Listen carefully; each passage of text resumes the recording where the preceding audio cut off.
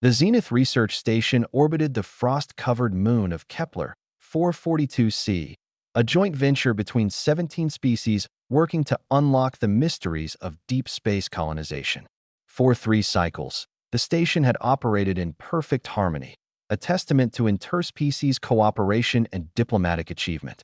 That harmony shattered at 0400 hours on a Tuesday morning. Sydney Martinez, the human xenobiologist assigned to the station's cultural exchange program, jolted awake to blaring klaxons and flashing red emergency lights. Her communicator screamed with urgent messages in 6 different languages, all translating to the same terrifying concept: active threat. Shelter in place. Weapons discharge detected. She scrambled out of her sleep pod, heart hammering against her ribs. Weapons? On a research station? The Galactic Council had strict protocols: no firearms, no explosives, nothing that could compromise the station's delicate atmospheric balance. Her mind raced through possibilities: pirates, sabotage, a rogue faction. Then she heard it. A distinctive sound that made her freeze mid-step. Pop. Pop, pop, pop. Pop. Sydney's panic transformed instantly into horrified understanding. She slapped her communicator.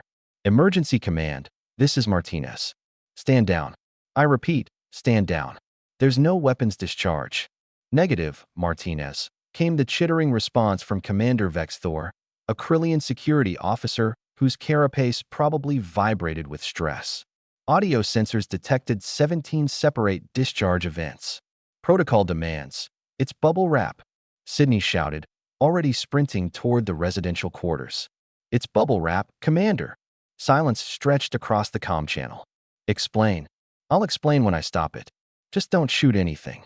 Sydney tore through the corridors, her magnetic boots clanging against the deck plating.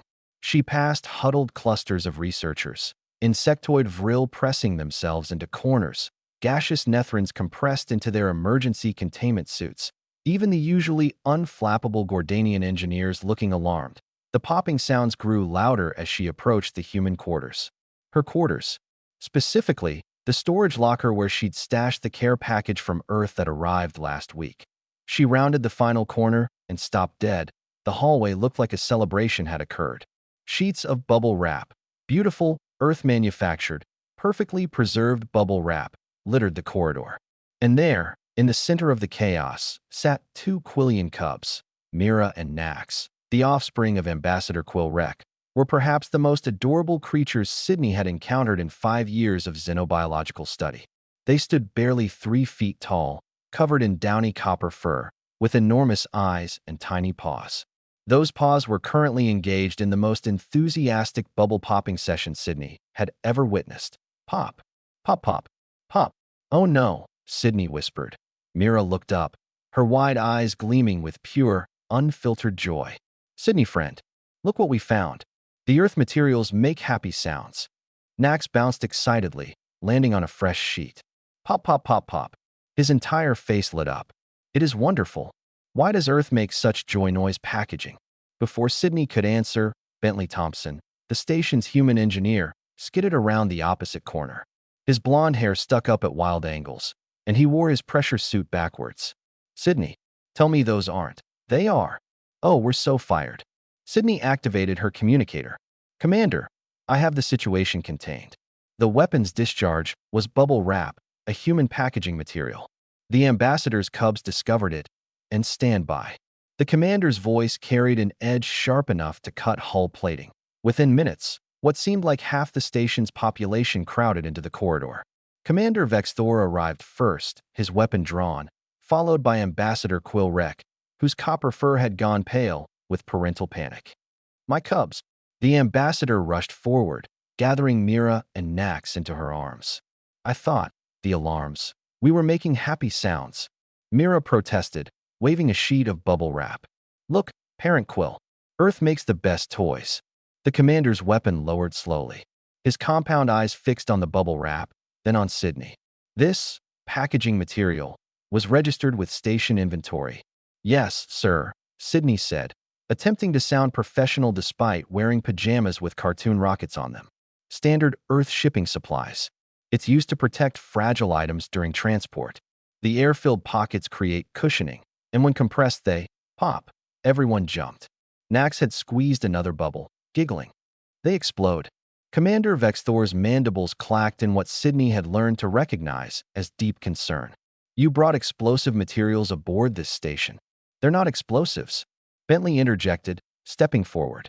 They're just air pockets in plastic. The popping sound is just the air escaping rapidly. It's completely harmless. Harmless, the commander repeated flatly. This harmless material triggered station-wide lockdown protocols, activated our defense grid, and nearly caused a diplomatic incident with the Krillian Defense Force. Ambassador Quillrex's ears drooped. I am profoundly apologetic. My cub's curiosity often exceeds their judgment.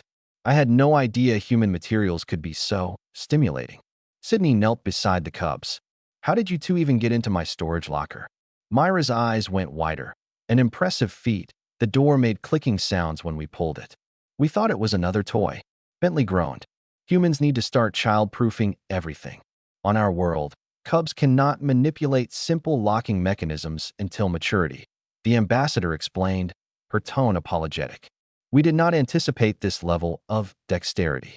Commander Vexthor collected a sheet of bubble wrap, studying it with scientific interest that warred with professional irritation. This material serves what purpose beyond entertainment for juvenile Quillians?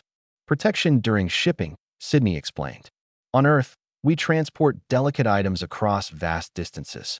The bubble wrap prevents breakage, and humans allow their young access to materials that simulate weapons fire. Well, Bentley scratched his head. Actually, popping bubble wrap is kind of a stress relief thing for humans. It's satisfying. The tactile feedback and sound combination triggers. You use simulated weapons discharge for stress relief. The commander's tone suggested this explained much about humanity. Sydney bit back a laugh. When you put it like that, we sound unhinged. Noted for cultural database, Commander Vexthor said dryly. He turned to the ambassador. Your cubs will receive supervised cultural education about human materials. And you too. He gestured to Sydney and Bentley with a claw. Will implement proper containment protocols for all Earth materials. Yes, sir. They chorused as the crowd dispersed and the lockdown lifted. Ambassador Quillrex approached Sydney with her cubs in tow. I must apologize again. The cubs meant no harm. It's okay, Sydney assured her, smiling at Mira and Nax's dejected expressions. But maybe next time, ask before taking things from someone's locker? We're sorry. They murmured in unison. Sydney couldn't resist. She pulled out a small sheet of bubble wrap from her pocket. Tell you what, next time you want to play with human toys, come find me first. Deal. Their faces transformed with hope. Deal. Later, as Sydney and Bentley cleaned up the corridor, he chuckled. We almost started an interstellar incident with bubble wrap. Very on-brand for humanity, Sydney agreed. We'll be legends. The species that weaponized packing materials without even trying. From down the hall came a muffled pop, followed by giggling and Ambassador Quillrex's exasperated voice. Under supervision, I said.